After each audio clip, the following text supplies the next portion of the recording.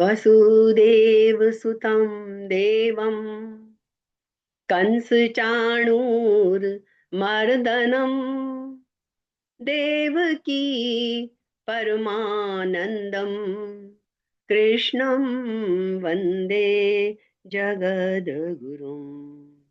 जगद्गुरु श्री कृष्ण के चरणों में प्रणाम और आप सबको हृदय से नमन। गीता की महिमा। गीता हृदय भगवान का सब ज्ञान का शुभ सार है। इस शुद्ध गीता ज्ञान से ही चल रहा संसार है। गीता परम विद्या सनातन सर्वशास्त्र प्रधान है। पर ब्रह्म रूपी मोक्षकारी नित्य गीता ज्ञान है।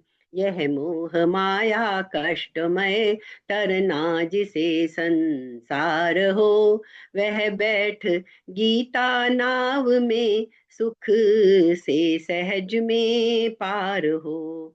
संसार के सब ज्ञान का यह ज्ञानमय भंडार है। श्रुति उपनिषद वेदांत ग्रंथों का परम शुभ सार है। तो हमारा 10वां अध्याय चल रहा है। हमने 1 2 3 श्लोक इकट्ठे एक साथ कर लिए थे, फिर 4 5 6 ये 3 श्लोक हमने पिछली बार कर लिए थे। लेकिन अर्थ तो हमने तीनों श्लोकों का समझ ही लिया था, लेकिन अब हमें उनकी खास बातें जो हमें अपने लिए लेनी है। हमारा उद्देश्य जो है वो यही है कि हम जीवन में कैसे इसको अपनाएं। तो जीवन के आधार पर, हमारे व्यावहारिक जीवन के आधार पर हम इनका अर्थ देखते हैं, क्योंकि इन तीनों में ये अध्याय ही ऐसा है ना जिसमें कृष्ण अपनी विभूतियां बताते हैं। और उनका सबका सार क्या है कि जो कुछ भी है संसार में, हमने पिछली बार चर्चा की थी ना, अच्छा बुरा, कण कण, मतलब कुछ भी नहीं छूटता, सब में भगवान है, सब में भगवान है। तो अब हम उनका एक बार समझते हैं। जैसे क्या था, हमारा चौथा श्लोक क्या था? बुद्धि ज्ञानम असम्मोह है। बुद्धि ज्ञान और असम्मोह, क्षमा सत्यम दमः शमः, सुखम दुखम भवो अभावो भयम चा भयमेव च, ये सारी बातें हमने समझी थी। फिर उन्होंने आगे कहा था 5वें में, अहिंसा समता तुष्टिस तपोदानम यशो यशः भवन्ति भावा भूतानां मत्त एव पृथक विधा, ये 5वें में। और छठा क्या था फिर? महर्षयः सप्त पूर्वे चत्वारो मनवस्तथा मद्भावा मानसा जाता येषां लोके इमः प्रजः। अब इन तीनों को हम समझ लेते हैं। तो देखिए सबसे पहली बात हमें क्या आती है? पहले शुरू के 3 श्लोक में क्या कहा था उन्होंने? जैसे 9वां अध्याय पूरा कृष्ण ने समझा दिया अर्जुन को, है ना, शुणु में अब लेकिन 10वें अध्याय में वो फिर से कुछ कह रहे हैं। इसका कारण क्या है? शुणु में परमम वचः, तो मेरे परम वचन को सुन। परम की व्याख्या हमने बहुत अच्छे से समझ ली थी, क्योंकि अर्जुन ने पहले खुद ही कहा था, शिष्यस्ते हम शाधि माम त्वाम प्रपन्नम, कृष्ण मैं तुम्हारा शिष्य हूं, मुझे शिक्षा दो, मैं तुम्हारी शरण में हूं। तो ये हमने समझ लिया था, शरणागत हुए बिना, पूरा भगवान को समर्पण किए बिना कोई हमें समझा नहीं सकेगा। तो कृष्ण ने तब 9वां अध्याय कहने के बाद भी उन्हें लगा कि अभी और समझाना बाकी है, अर्जुन अभी समझा नहीं है उस चीज को। तो उन्होंने क्या कहा? श्रृणु में परमम वचः, तुम मेरे परम वचन को सुन। अब आगे के ये जो 3 सूत्र हमने देखे ना अभी, चौथा पांचवा छठा और ये सब, इसमें वो 3 सूत्र परम वचन वो बताते हैं। अब हम समझते हैं सारी चीजों को। जैसे हम रहते हैं दुनिया में, हमें एक चीज है जिसने सबको घेरा हुआ है, हर चीज को घेरा हुआ है। वो क्या चीज है दुनिया में? हम सब जानते हैं, वो है आकाश। आकाश जैसी कोई वस्तु ऊपर तो है नहीं, आकाश ने हम सबको घेरा हुआ है। आकाश का मतलब ये शून्य, तो आकाश ने सबको घेरा हुआ है। जैसे जीवन की ऊर्जा सभी में परिव्याप्त है, जीवन की ऊर्जा, एनर्जी जो है, वैज्ञानिक भी मानते हैं कि ये सृष्टि सारी जो ये है कुछ भी नहीं है, एक ऊर्जा है, एनर्जी है ना। एनर्जी बदल सकती है।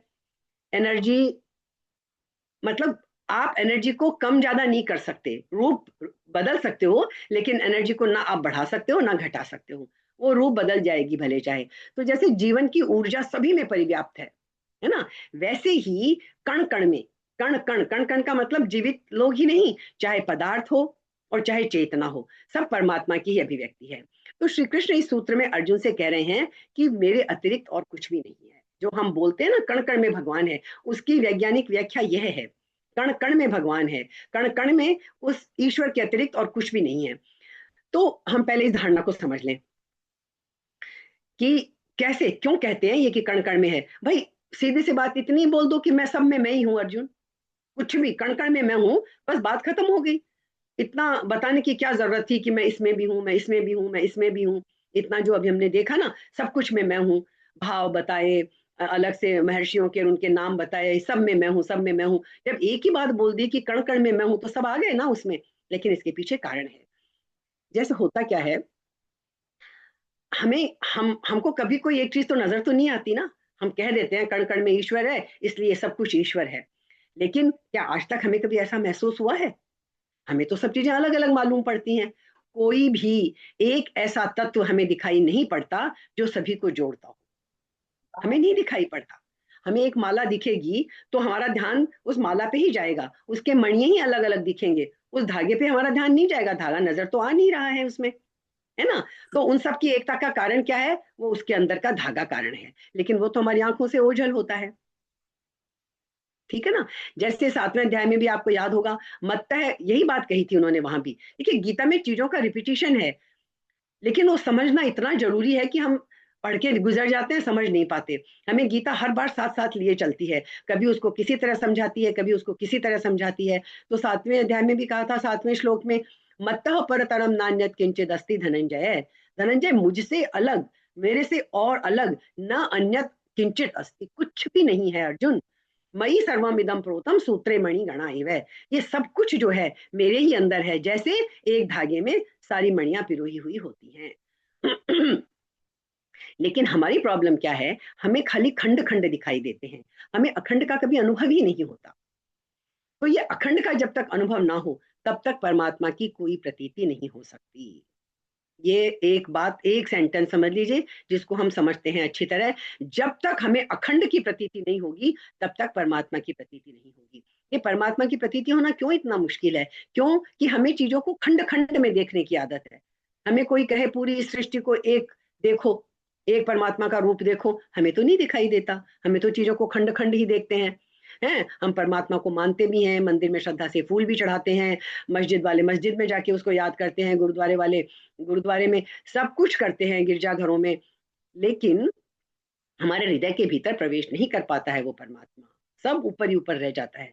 तो क्यों हम देखो, और कितने आश्चर्य की बात है, हम उस अखंड को खोजने मंदिर में जाते हैं, मस्जिद में जाते हैं, गुरुद्वारों में जाते हैं, चर्च में जाते हैं, और यही सब चीजें हमें खंड खंड करने में सहयोगी होती हैं, हमें एक नहीं करती। हम तो मंदिर मस्जिद को ही एक नहीं समझ सकते। और मंदिर मस्जिद और गुरुद्वारों की तो बात छोड़ो, मतलब हम अपने खाली मंदिर ही इतने अलग अलग हैं। कोई शैव है तो उसको शिव जी का ही चाहिए, वैष्णव है तो वैष्णव ही, माता का है तो माता का ही। मतलब यहाँ तो मंदिरों में भी हम एक रूप नहीं देखते हैं। तो हम क्या मस्जिदों और उनमें तो क्या ही देखेंगे। मंदिर मस्जिद तो लड़ाई देते हैं ना आपस में, कि आप, किसी को कुछ बताने की जरूरत ही नहीं है। ये चीजें एक करने के लिए होनी चाहिए, अखंडता का एहसास कराने के लिए होनी चाहिए। पर हम तो इनमें ही अखंडता नहीं देख पाते, पूरी सृष्टि में कहां से अखंडता देखेंगे हम। तो अर्जुन की भी तकलीफ यही है। अर्जुन हमारा प्रतिनिधि है, बस थोड़ा उठा हुआ है, जागृत हुआ है अभी तो, और शरणागति ले ली उसने कृष्ण के अंदर। तो अर्जुन की भी तकलीफ वही है, उसे भी अखंड का कोई अनुभव नहीं हो रहा है। उसे क्या दिखाई पड़ता है युद्ध में? मैं हूं। उसे दिखता है मेरे मित्र खड़े हैं, मेरे प्रियजन हैं, मेरे दादा हैं, मेरे गुरु हैं। उसे सुख दिखता है, दुख दिखता है, पुण्य दिखता है, पाप दिखता है। कृष्ण ही ने मारकर तो हमें पाप ही लगेगा, हम ऐसा क्यों करते हैं, है ना। वो अपना कर्तव्य भूल जाता है। तो अर्जुन और कृष्ण के बीच की जो चर्चा है ना, वो दो दृष्टियों के बीच की चर्चा है। ठीक है। अर्जुन खंडित दृष्टि का प्रतीक है और श्री कृष्ण अखंडित दृष्टि के प्रतीक है। श्री कृष्ण समग्र की, जो कुछ पूरा है उसकी बात करते हैं, और अर्जुन टुकड़ों की बात करता है। बस यही फर्क है। कृष्ण पूरा उसे यही समझाने में लगे हैं कि सॉरी, जब वो 11वें अध्याय में उसे अपना विराट रूप भी दिखाएंगे, तो उनका दिखाने का यही उद्देश्य होगा कि देखो ये सब कुछ मेरे ही अंदर समाया हुआ है। तो कृष्ण उसकी बात करते हैं अखंड की, अखंडित दृष्टि की, और अर्जुन बात करता है टुकड़ों की। इसीलिए दोनों के बीच बात तो हो रही है, लेकिन कोई हल नहीं निकल रहा। 10वें अध्याय तक पहुंच गए, अभी तक भी हल नहीं निकला, अभी तक भी अर्जुन के समझ में नहीं आई। क्यों? कारण उन दोनों को जीवन, उन दोनों का जो है जीवन को देखने का नजरिया भिन्न है, तरीका ही भिन्न है। इस सूत्र में श्री कृष्ण अर्जुन को एक एक बात गिना रहे हैं कि मैं कहां कहां हूं। हमने कहा ना, इतना ही कह देते कि मैं सब जगह हूं, सभी कुछ मैं हूं, लेकिन इससे बात अर्जुन को समझ में नहीं आएगी। अर्जुन को खंड खंड में देखने की आदत है, तो इसलिए कृष्ण उसको खंड खंड में ही समझा रहे हैं कि देख, तू जितने खंड देख रहे हैं ना, इसमें भी मैं हूं, इसमें भी मैं हूं, इसमें भी मैं हूं, इसमें भी मैं हूं, सब में मैं हूं। शायद उसे खंड खंड में ये एक की झलक मिल जाए, तो खंड खो जाए और अखंड की प्रतीति हो जाए। इसलिए श्री कृष्ण कहते हैं, सबसे पहले 3 बातें उन्होंने कही। अभी हमने देखा ना चौथा श्लोक, बुद्धि ज्ञानम असम्मोह है। बहुत गौर से समझिए, तीनों बातें हमारे बहुत काम की हैं। बुद्धि, बुद्धि का क्या मतलब होता है? बुद्धि का मतलब होता है निश्चय करने की शक्ति। बुद्धि का मतलब क्या होता है? हम कहते हैं ना बुद्धि, बुद्धि का मतलब है निश्चय करने की शक्ति, जो हमें निर्णय करने में, निश्चय करने में हेल्प करती है। निश्चय, वो बुद्धि है। दूसरा क्या आया? ज्ञानम। ज्ञान का मतलब अभी हम डिटेल में समझेंगे। ज्ञान का मतलब कोई जानकारियां नहीं है कि ये किताबें पढ़ ली, इतने सारे ग्रंथ पढ़ लिए। तत्व ज्ञान, तत्व ज्ञान। और तीसरा क्या है? असम्मोह है, सम्मोह नहीं, असम्मोह है, उसका उल्टा अमूढ़ता। ये तीनों शब्द जो चौथे श्लोक में शुरुआत में कृष्ण ने कहे हैं, बहुत ही कीमती हैं। तो सबसे पहले हम लेते हैं बुद्धि को। बुद्धि तो हम जानते हैं ना, सब हम बोलते हैं भाई कितना बुद्धिमान है, बुद्धि बुद्धि, लेकिन हम बुद्धि को अलग अर्थ में ले लेते हैं। बुद्धि का मतलब असली चीज वही है, निर्णय करने की, निश्चय करने की शक्ति। जैसे हमारे पास मन है, तो हम तो क्या कहते हैं, मन से, मन को हम बीच में बहुत लाते हैं ना, लेकिन हम आज उल्टी बात करेंगे। मन हमारा अनिश्चय करने की शक्ति है, बुद्धि। इसीलिए देखिए आप, हमारी भारतीय दर्शन में मन बुद्धि चित्त अहंकार अलग अलग वर्णन है। मन अलग है, फिर बुद्धि अलग है, चित्त अलग है, अहंकार अलग है ना। तो मन और बुद्धि अलग चीजें हैं। बुद्धि जो है वो निश्चय करने की शक्ति है। मन तो हमें 10 चीजों में ले जाता है, फिर हम निर्णय किससे करते हैं? बुद्धि से। ये तो आप सब जानते हैं ना, मन तो भटकाता है। तो मन एक्चुअली क्या है, कह सकते हैं हम, मन तो अनिश्चय करने की शक्ति है। मन कभी हमें निश्चय करने ही नहीं देता, निश्चय हमें बुद्धि करवाती है। है ना काम की बात हमारे लिए। मन का सारा काम ही भीतर यह है कि वो हमें निश्चित होने ही ना दे। मन कभी निश्चित नहीं होने देता, निश्चित बुद्धि होने देती है। मन जो भी करता है अनिश्चय में करता है। कोई भी कदम उठाता है, पूरा मन कभी कोई कदम नहीं उठाता। यदि हम कोई कदम उठाते भी हैं मन से, तो आधा अधूरा होता है वो। मन कभी 100% किसी चीज के साथ नहीं होता। तब हम बोलते भी है ना कई बार, पूरे मन से करो ये काम। पूरे मन से हम कभी कुछ करते ही नहीं है। सही पूछिए, हम प्रेम भी पूरे मन से नहीं करते हैं किसी को, क्योंकि साथ में घृणा भी है मन में, और वो घृणा भी कहीं खत्म नहीं हो गई है। इसीलिए आप देखते होंगे कि जिससे कभी कोई बहुत प्यार करता है, कभी आगे चल के उससे नफरत भी करने लग जाता है। तो आपके सामने एग्जाम्पल है खूब दुनिया में, प्रेमी प्रेमिकाओं के तो बहुत भरे पड़े हैं, कि फिर वो इतनी नफरत करने लग जाते हैं, इतना उनके मन में वो आ जाता है कि वो उनको, उनके दुश्मनी बन जाते हैं। तो एक क्षण में प्रेम की शीतलता क्रोध की अग्नि बन सकती है, क्योंकि मन में क्रोध तो है ही, मन में क्रोध तो भरा हुआ है ही ना, बस वो अभी दबा हुआ है। जैसे हमारा समझ लीजिए ये जो प्रजातंत्र है, जिसमें हम बहुमत की बात करते हैं, 100 में से 51 लोगों ने एक तरफ वोट दे दिया, 51 ने, 49 अगेंस्ट हैं, तो चलो वो कानून बन जाएगा। यही होता है ना। तो मन की भी यही बात है, जब जिस तरफ मन ज्यादा झुक जाता है थोड़ा सा, हम उस तरफ चल पड़ते हैं। असल में हम पूरे मन से ना तो हम प्रेम करते हैं, ना पूरे मन से हम शांत होते हैं, ना पूरे मन से हम सच्चे होते हैं। वो असल पूछिए, पूरा मन जैसी कोई चीज होती नहीं है। समझने में कठिनाई होगी, लेकिन समझना बहुत जरूरी है, तभी हम गीता को समझ पाएंगे। जहां पूरा हो जाता है मन, जैसे ही हम कहेंगे कि मन पूरा हो गया कहीं पे, तो समझ लीजिए मन वहीं समाप्त हो गया, मन खत्म हो जाएगा। मन जब तक आधा अधूरा कहीं है, तब तक ही मन की सत्ता है। मन का मतलब ही है द्वंद्व करता है वो, इधर जाऊं कि इधर जाऊं, ये करूं कि वो करूं, ये मैंने ठीक किया कि गलत किया, ये जितना है ये सब मन का काम है। तो जैसे ही मन पूरा हो जाता है जहां, वह मन समाप्ति हो जाता है। जब तक अधूरा है तब तक ही मन है ना। मन का मतलब ही यही है, अपने ही भीतर लड़ते रहो। मन का स्वभाव ही यही है, द्वंद्व, कलह, खंडित होना। ये मन की नियति है और मन की प्रकृति भी है। हम खुद ही सोच लें, हम जीवन में कितनी बार निर्णय लेते हैं, हमें रोज निर्णय लेने पड़ते हैं। छोटे छोटे निर्णय तो दिन भर में हमें 50 बार लेने पड़ते हैं, है ना। कि इधर जाएं कि उधर जाएं, ये करें कि वो करें, आज वहां जाना है, 2 जगह जाना है, इस जगह जाऊं कि इस जगह जाऊं, मतलब 100 तरह की बातें होती हैं। पूरा मन कभी तैयार होता नहीं है, और जब व्यक्ति पूरा तैयार हो जाए तो फिर मन शून्य हो जाता है, मन उसी क्षण विदा हो जाता है। ठीक है, साधारण सी बात है। मन झिझकता है, कभी सोचते हैं इस रास्ते जाएं कि इस रास्ते जाएं, मतलब तो छोटी छोटी सी बातें हैं जो मैं आपको बता रही हूँ। अब एक बात आप सोचिए, हमारे सबके साथ में होती है ये बात। शाम को हम तय करके सोचते हैं, कितनी बार सोचते हैं, न्यू ईयर पे तो खास करके सब रेजोल्यूशन लेते हैं, सुबह मैं 4 बजे उठूंगी, ब्रह्म मुहूर्त में उठेंगे हम, ये करेंगे वो करेंगे। और लेकिन होता क्या है, अलार्म भी लगा के सोते हैं, सुबह 4 बजे घड़ी का अलार्म बजता है, आदमी करवट लेकर कहता है, सोचा तो ये था कि दुनिया की कोई ताकत मुझे नहीं रोकेगी, मैं 4 बजे उठ के रहूंगी। लेकिन जब सुबह 4 बजे आंख खुलती है, वो अलार्म हम बंद कर देते हैं। अरे ऐसी भी क्या बात है यार, आज तो बड़ी ठंड है, थोड़ी देर और सो लिए तो क्या बिगड़ जाएगा, क्या हर्ज है। और हम खेची रह जाइए और फिर से सो जाते हैं अलार्म बंद करके। करते हैं ना ऐसा। कोई फ्लाइट पकड़नी हो तब तो एक अलग बात है, ऐसे ही कि ब्रह्म मुहूर्त में उठने की आदत डालनी है तो हम फिर आलस कर जाते हैं। जब 7 बजे हम उठते हैं तो फिर हमारा मन, देखो मन की दो स्थितियां तो हो गई।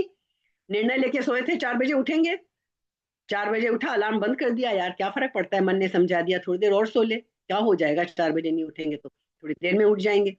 जब 7 बजे उठेंगे तो यही मन है, अब ये पछतावा करने लगेगा, अरे इतना पक्का करके सोया था मैं, इतना मन पक्का किया था 4 बजे उठना ही उठना है, मैं तो उठा ही नहीं, फिर दुखी होता है।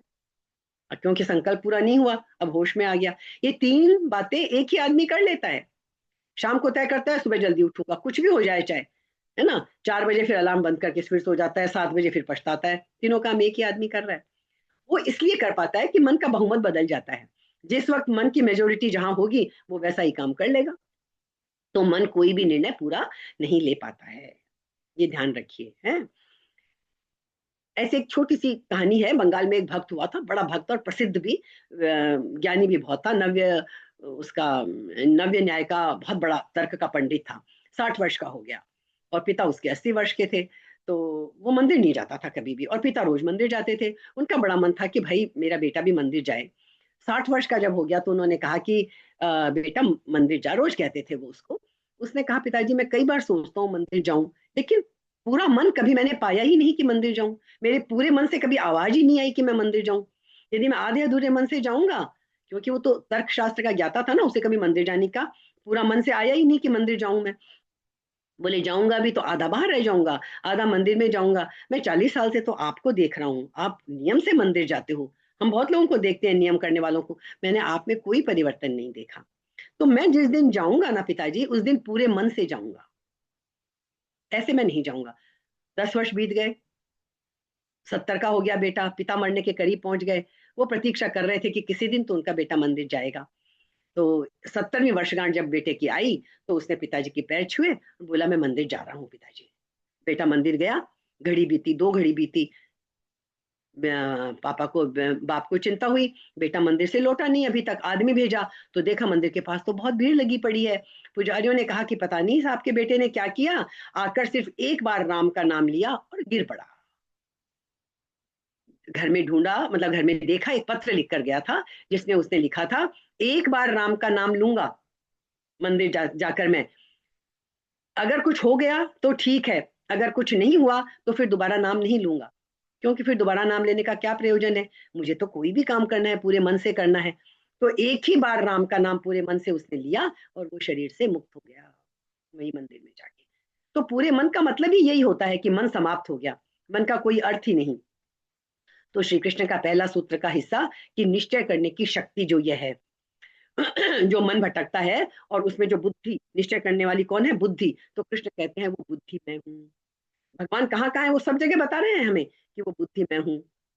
तो अर्जुन, तू जिस दिन पूर्ण निश्चय कर पाएगा, अभी तू दुविधा में है ना, ये करूं कि वो करूं, लड़ूं कि ना लड़ूं, उस दिन तू मुझे समझ लेगा। जिस दिन तुझे पूरा निर्णय करना आ जाएगा ना, उस दिन तू मुझे समझ लेगा कि मैं कौन हूं, किसकी बात कर रहा हूं। लेकिन जब तक तू उस पूरे निश्चय को नहीं कर पाएगा, तब तक तू मुझे नहीं समझ पाएगा। और पूर्ण निश्चय हम कभी करते ही नहीं है, छोटे मोटे निश्चय भी हम पूरे नहीं करते हैं। आप कभी सोच के देखिए कि आज 5 मिनट तो मैं बिना हिले डुले एकदम खड़ा रहूंगा, आज ही ट्राई करके देख लीजिए। कि 5 मिनट बिना हिले डुले बिल्कुल नहीं हिलूंगा, 5 मिनट खड़ा रहूंगा। यदि हम ऐसा कर पाए तो भी हमें परमात्मा की झलक मिल जाएगी, लेकिन 5 मिनट में 25 बार हिल जाएंगे हम। जिस मन से तय कर रहे हैं उस मन का स्वभाव ही कंपन है, वो स्थिर रहने ही नहीं देगा। तो पूर्ण निश्चय तभी होता है जब कोई व्यक्ति मन के पार उठ जाए। जब तक मन के निर्णय हैं तब तक पूर्ण निर्णय नहीं होंगे। एक घड़ी को लेके कह दें कि बिना नजर झुकाए कुछ भी किए बिना 1 मिनट इस सेकंड की सुई को हम देखते रहेंगे, उतना ही नहीं हो पाता है। तो इसीलिए मन के पार उठने के लिए क्या आता है? मेडिटेशन। ये ध्यान की जितनी प्रक्रियाएं हैं सबका उद्देश्य एक ही है, मन के पार जाओ। मन के पार उठने के उपाय हैं सारे। मन का अर्थ है विचलित चेतना। मन का मतलब क्या है? विचलित मन बड़ा चंचल है, हम बोलते हैं ना।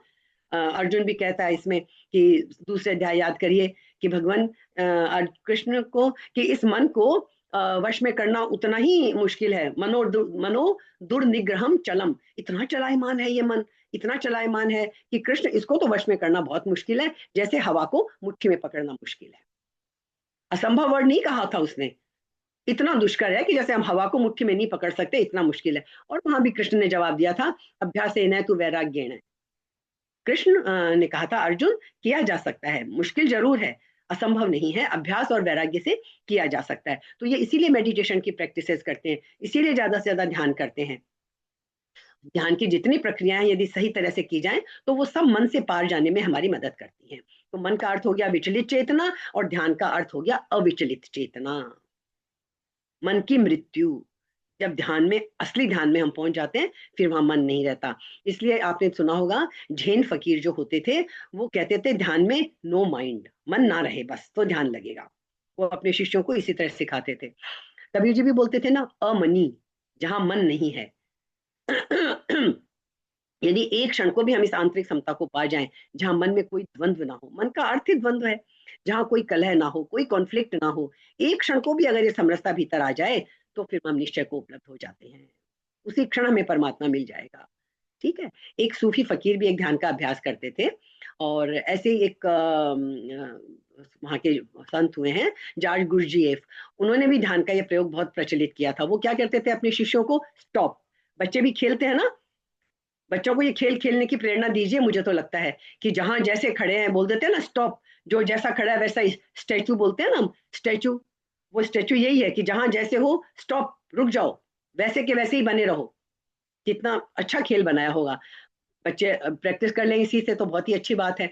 तो उन गुरुजीएफ ने भी कहा अपने शिष्यों को कि तुमको इस तरह प्रैक्टिस करनी है कि मैं जब कहूँ स्टॉप तो तुम जहां जैसे जिस स्थिति में हो वहीं रुक जाना, होठ खुला है तो खुला रहने देना, जैसा भी है टेढ़े हो तो टेढ़े रह जाना, फिर कुछ बदलाहट मत करना। तो ऐसा कहते हैं कि जब गुरुजीएफ ये प्रयोग कर रहा था तो एक बार वो नहर के किनारे साधकों को लेके बैठा हुआ था। नहर सूखी हुई थी, नहर में पानी नहीं था। तो 3 शिष्य वो नहर को पार कर रहे थे। तो उसी वक्त उन्होंने कह दिया स्टॉप, तो जो ऊपर थे वो ऊपर रह गए, 3 शिष्य उसके अंदर थे, उन्होंने कहा चलो पार कर। वो वहीं के वहीं रुक गए, नहर के बीचों बीच रुक गए। नहर सूखी थी उस वक्त तो, लेकिन बाद में किसी ने पानी खोल दिया नहर का। अब पानी जब आया तो एक साधक ने सोचा गुरुजीएफ तो भीतर है तंबू के, उसे क्या पता हम कहाँ फंस गए हैं, अगर मैं रुका तो जान का खतरा है भाई, यहाँ ध्यान सीखने आए हैं, मरने थोड़ी आए हैं। वो बाहर निकल गया। दूसरे शिष्य ने सोचा, गुरुजीएफ ने कहा है गुरु ने थोड़ी देर रुकता हूँ, है ना। तो जब रुका रहा वो, लेकिन जब नाक भी पानी में डूबने लगी तो उसने सोचा अब तो पागलपन है, भागो भाई, वो भी भाग गया। तीसरा जो साधक था उसने कहा अब क्या सोचना, जब तय कर ही लिया है कि अब कुछ नहीं बदलना है तो पानी चाहे सिर के ऊपर से ही क्यों ना जाए। हम बोलते हैं ना कई बार जब बातें हाथ में नहीं रहती हैं तब, कि अब तो पानी सिर के ऊपर से निकल गया है। ये कहावतें ऐसे ही नहीं बनी हुई हैं कि अब तो गले तक आ गया, अब तो नाक तक आ गया।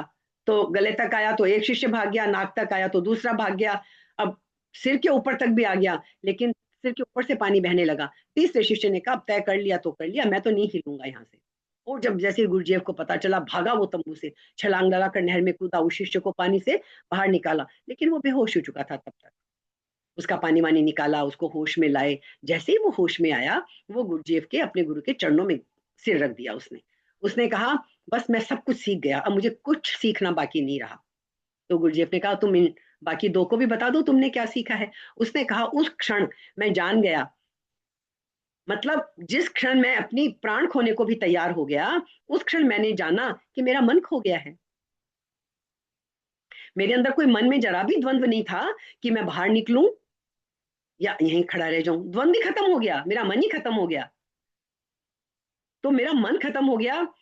लेकिन जैसे ही मैंने तय किया कि ठीक है, जान बचे या जाए, मुझे नहीं हटना है, वैसे ही वो कहता है मेरे सारे विचार खो गए। मैंने पहली दफा भीतर विचारों से खाली हो गया। मैंने एक अलग स्थिति का अनुभव किया।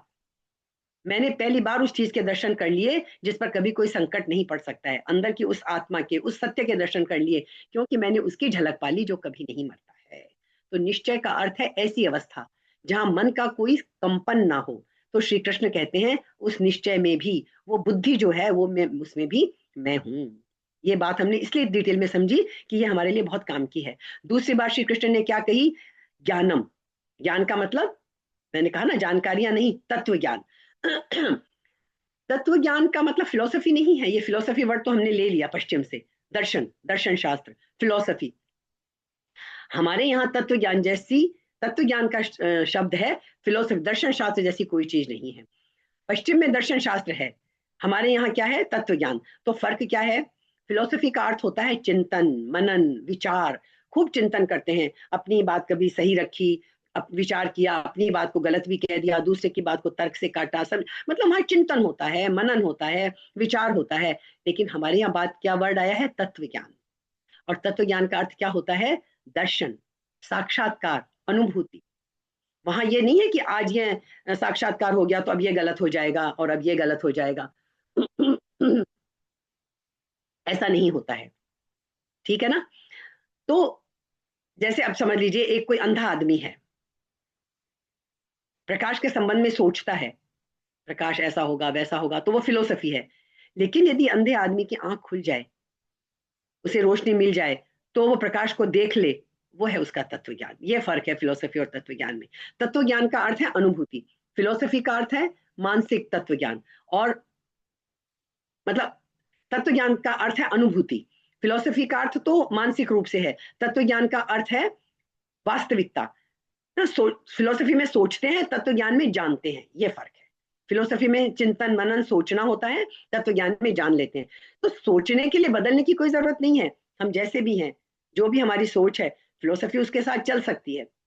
लेकिन जानने के लिए खुद को बदलना अनिवार्य है। हम जब तक बदलेंगे नहीं, तब तक हम तत्व ज्ञान नहीं कर सकेंगे। क्योंकि अभी हम जिस स्थिति में, उसमें तो हमें तत्व ज्ञान हो ही नहीं रहा है, उसमें तो हम दुविधा में ही पड़े हुए हैं, द्वंद्व में ही पड़े हुए हैं। ये ठीक है कि ये ठीक है, इस गुरु की शरण में जाऊं या इस गुरु की शरण में जाऊं, ये बात मानूं कि ये मानूं, ये पूजा करूं कि ये पूजा करूं, है ना? इस देवी देवता के यहाँ जाऊं कि वहां जाके मन्नत मानूं। मतलब हमारा द्वंद्व ही चलता रहता है। तब तक हमें तत्व ज्ञान नहीं होगा। भारत का जोर तत्व ज्ञान पर है, चिंतन पर नहीं, विचारना पर नहीं। तत्व ज्ञान और चिंतन आवश्यक हैं, सहयोगी हैं, उपयोगी हैं, लेकिन वो अल्टीमेट नहीं है, ठीक है? तो बहुत से लोग ईश्वर के संबंध में भी सोचते रहते हैं, हम सब ईश्वर के संबंध में सोचते रहते हैं। ईश्वर क्या है, अनुभव नहीं हो रहा हमें। सोचना अनुभव नहीं होता है। ईश्वर के बारे में हम बहुत सारे तथ्य लगा देंगे, समझ लेंगे, तर्क कर लेंगे, लेकिन सोच सोच कर कोई कहीं पहुंचता नहीं है। तत्व ज्ञान से अर्थ है जानना, जब हम किसी को जान लें वो तत्व ज्ञान होता है। तो श्री कृष्ण कहते हैं कि जानना मैं हूं, तत्व ज्ञान मैं हूं, फिलोसफी नहीं हूं मैं तत्व ज्ञान हूं, ठीक है? तो जानना, सॉरी, जानना बड़ी दूसरी बात है। जानने का संबंध बुद्धि से कम है, जानने का संबंध पूरे अस्तित्व से है। जानने का संबंध सोचने से कम है, मौन हो जाने से ज्यादा है। जानने का संबंध शब्द से कम है, निशब्द, शून्य, शांत से ज्यादा है। जब कोई शांत हो जाता है शब्दों से, तो वो दर्पण बन जाता है, और उस दर्पण में जो झलक मिलती है वो होती है जानना। और जब कोई शब्दों के धुएं से भरा रहता है, तो कोई झलक नहीं मिलती वास्तविकता की। इसीलिए बहुत सारे ज्ञानी लोग शब्दों में भटकते रहते हैं, अपनी बात को सही साबित करने में जुटे रहते हैं। वो अपनी बात को सही तो सिद्ध कर देते हैं तर्क के आधार पर और उस पर, लेकिन उन्हें अनुभव कुछ नहीं हो पाता है। तो तत्व ज्ञान, सवाल अपना है, जवाब उस प्रभु का है। सवाल पूछकर साधक चुप हो जाता है, शून्य हो जाता है, जैसे झील एकदम शांत हो। शांत झील में चंद्रमा का प्रतिबिंब पूरा दिखता है, लेकिन यदि झील में लहरें हो तो चंद्रमा का प्रतिबिंब पूरा नहीं दिखता, खंड खंड दिखता है। जितनी लहरें उतने चंद्रमा दिखते हैं, है ना। तो कभी पूर्णिमा हो, शांत झील हो, तो अब देखिए उसमें, है ना। तो इसलिए श्री कृष्ण कहते हैं तत्व ज्ञान में हूं। जब कोई पूर्ण शांत हो जाता है तब उसे तत्व का पता चलता है, जो है सचमुच है उसका पता चलता है, उसका नाम तत्व है। और जो तब जो अनुभूति होती है, जो ज्ञान होता है, कृष्ण कहते हैं वो मैं हूं, वो है वास्तविक ज्ञान, तत्व ज्ञान। उस क्षण में अखंड का अनुभव होता है। जो हम खंड खंड खंड खंड में पढ़े हैं ना, वो अखंड का अनुभव होता है। तो ये चीज समझ में आ गई। तीसरा शब्द और कर लें फटाफट। तीसरा शब्द कृष्ण ने कहा था अच्छू, मैं असम्मोह हूं। असम्मोह, सम्मोह का अर्थ होता है मूढ़ता, असम्मोह का मतलब मूढ़ता का उल्टा। ये शब्द हम साधकों के लिए, हम साधना की राह पर हैं, हम साधकों के लिए बहुत उपयोगी है। मूढ़ता का अर्थ है ऐसा व्यक्ति जो जागा हुआ तो लग रहा है, मालूम तो पड़ता है जगा हुआ है, लेकिन वो सोया हुआ है, वो नींद में ही चल रहा है। कभी एक छोटा सा एक्सपेरिमेंट करके देखिए, बड़ा मजा आता है। रास्ते पे खड़े हो जाइए, लोगों को आते जाते देखिए, अकेले ही चल रहे हैं, लेकिन कभी बहुत गौर से देखिए तरह तरह के लोगों को, बड़ा मजा आता है ऑब्जर्वेशन में। कोई कोई क्या करता है, वो सोए सोए चल रहे हैं वास्तव में। हम हर वक्त सपनों में रहते हैं। वो चलते चलते भी अपने आप से बात कर रहा है, या किसी से बात कर रहा है, जवाब दे रहा है, होठ हिल रहे हैं, हाथ भी हिल रहे हैं, जैसे किसी से बात कर रहा है। तो क्या कहोगे आप इसे, ये आदमी नींद में है या होश में है, या कोई सपना देख रहा है। यही सड़क पर बिल्कुल नहीं है, उसे कुछ भान नहीं है कि मैं सड़क पर चल रहा हूँ। वो किसी और ही सड़क पर होगा, किसी और के साथ होगा, किसी और से बातें कर रहा है, हाथ का इशारा भी कर रहा है, सब कुछ कर रहा है। तो इस तरह की जो बातें हैं, जैसे वो जो असली स्थिति क्या होती है, हम बुद्ध के एग्जाम्पल से समझ सकते हैं। बुद्ध के पास कोई आता था तो बुद्ध उससे पूछते थे सबसे पहले कि तेरे सपने बंद हो गए कि नहीं। क्योंकि यदि सपने बंद हो गए हैं तो करने को बहुत कम काम बाकी है, अगर सपने बंद नहीं हुए हैं तो बड़ा काम बाकी है तुझे अभी मुक्ति पाने में। तो मूढ़ता का अर्थ है एक तरह की निद्रा, जिसमें हम सब जी रहे हैं। हमें ऐसे आंखें खुली है, देख रहे हैं। हम जो रात को जब नींद लेते हैं तो हम सचमुच सपने देखते हैं। सचमुच सोचिए, सपने हमारे अंदर हर वक्त चल रहे हैं, बस आंखें खुली है, दूसरी चीजें हावी हो जाती हैं तो वो सपने हमें महसूस नहीं होते। कभी कभी बहुत थके होते हैं और दिन में भी हमें यदि कुछ मिनट के लिए झपके भी लग जाए, थोड़ी सी भी नींद आ जाए, तो भी हमें सपना आ जाता है तुरंत। तो सोचिए, इसका मतलब सपना, सपने चौबीसों घंटे हमारे अंदर हैं। जब नींद में होते हैं तो वो वैसे दिखने लग जाते हैं सपने के रूप में, और जगे होते हैं तो हमें वैसे महसूस नहीं होता वो, लेकिन होते हम सपने में ही हैं हर वक्त। ठीक है। मूड का अर्थ क्या होता है, निद्रित चलना, सोए सोए जीना। हम सब सोए सोए जी रहे हैं। जैसा दूसरा अध्याय याद करिए, सारे असली चीजें सारी दूसरे अध्याय में भरी पड़ी हैं। क्या कहा था, या निशा सर्वभूतानां तस्याम जागर्ति संयमी, यस्याम जागृति भूतानि सा निशा पश्यतो मुने। क्या कहा था दूसरे अध्याय में, जो सब प्राणियों के लिए निशा रात्रि है, उसमें संयमी व्यक्ति जागता है। और यस्याम जागृति भूतानि, और जब सारे लोग जागते हैं, सा निशा पश्यतो मुने, तो जो मुनि है, जो साधना के पथ पे आगे बढ़ा हुआ है, उसको उसके लिए वो रात्रि है। भीतर हमारे सपने चल रहे हैं, हम जागे हुए नहीं हैं, हम ठीक से जागे हुए नहीं हैं। इस तो आप देख लीजिए कि कितनी बार, कितनी बार हमें महसूस हो जाएगा यदि हम अनुभव करें तो। एक और खास बात देखिए, रात में ट्रेवल करना क्यों मना करते हैं, रात में जगना मना करते हैं ना। रास्तों पर ज्यादातर अभी ये रिसर्च हुआ है कि रात के 3 बजे और 4 बजे के बीच में एक्सीडेंट ज्यादा होते हैं। ड्राइवर्स के लिए सबसे ज्यादा खतरनाक वक्त रात के 3 और 4 के बीच में है। मनोवैज्ञानिक बहुत दिनों से खोज रहे थे, भाई ऐसी क्या बात है 3 और 4 के बीच में जो इतनी दुर्घटनाएं होती हैं। और वो इस नतीजे पर पहुंचे कि 3 और 4 के बीच में सपने इतने प्रगाढ़ हो जाते हैं। सोया आदमी हो तब तो पता नहीं चलता, सपने अंदर हम, लेकिन जगे हुए हैं, सपने उस वक्त वो प्रगाढ़ हो गए हैं हमारे। तो जागा हुआ है आदमी, आंखें खुली है, ड्राइव कर रहा है, लेकिन सपने उसके प्रगाढ़ हो गए हैं। वो कहता है मैं तो बिल्कुल जगा हुआ था, मेरी आंख खुली थी, मेरी समझ के बाहर है कि ये दुर्घटना कैसे हो गई। लेकिन उस वक्त सपने गाढ़े हो गए और एक क्षण को भी सपनों ने उस ड्राइवर को खींच लिया अपनी तरफ, तो दुर्घटना होती देर नहीं लगती। दुर्घटना एक क्षण में ही घटती है।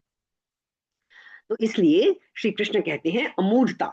तो ये जो आध्यात्मिक अर्थ है ना, जो हम स्पिरिचुअल पथ जिस पे हम चल रहे हैं, आध्यात्मिक पथ पर, आध्यात्मिक अर्थों में ये जागरण नहीं है, हम लोग मूढ़ता में जी रहे हैं, मूढ़ता। तो श्री कृष्ण कहते हैं इसका जो उल्टा है, जो जागृत अवस्था है, जागरण है, बुद्धत्व, जब हम असलियत को पालें, जो बुद्ध ने पा लिया, जो राम और कृष्ण ने पा लिया था, यह जागरण नहीं है, इसे मूढ़ता कहते हैं। और जो भगवान कहते हैं मैं तो अमूढ़ता में हूं, जो अमूढ़ता है तुम्हारी वो मैं हूं।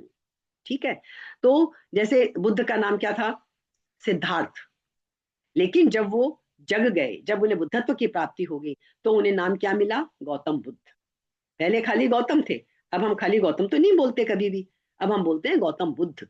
इसका मतलब है तब वो जग गए थे, अवेकंड थे, एनलाइटन्ड थे, है ना। तो क्या घटना घट गई थी? उनकी वो जो नींद थी वो टूट गई थी। या निशा सर्वभूतानाम तस्याम जागर्ति संयमी, यस्याम जागृति भूतानि सा निशा पश्यतो मुने। वो तो कभी सोते ही नहीं थे असली अर्थ में। आनंद ने एक बार पूछा था उनसे कि क्या बात है आप रात को जैसे भी सोते हो, जिस पैर के ऊपर पैर, जैसी करवट, आप जरा भी नहीं हिलते हो, क्या बात है, कैसे सोते हो? क्या संभल संभल कर सोते हो? तो बुद्ध ने कहा था संभलने की कोई जरूरत ही नहीं है, शरीर ही सोया होता है, मैं सोता ही नहीं, मैं जागा ही रहता हूँ। तो अगर करवट मुझे बदलनी हो तो निर्णय लेना पड़ेगा ना कि भाई करवट बदलनी है। शरीर करवट नहीं बदल सकता। मन से जब बात आती है, होश आता है करवट बदलने का, तब करवट बदली जाती है। ये बहुत सारी बातें हैं जो हम समझ सकते हैं। कोई व्यक्ति नींद में भी जाग जाए तो श्री कृष्ण क्या कहते हैं? नींद में भी जागा हुआ जो है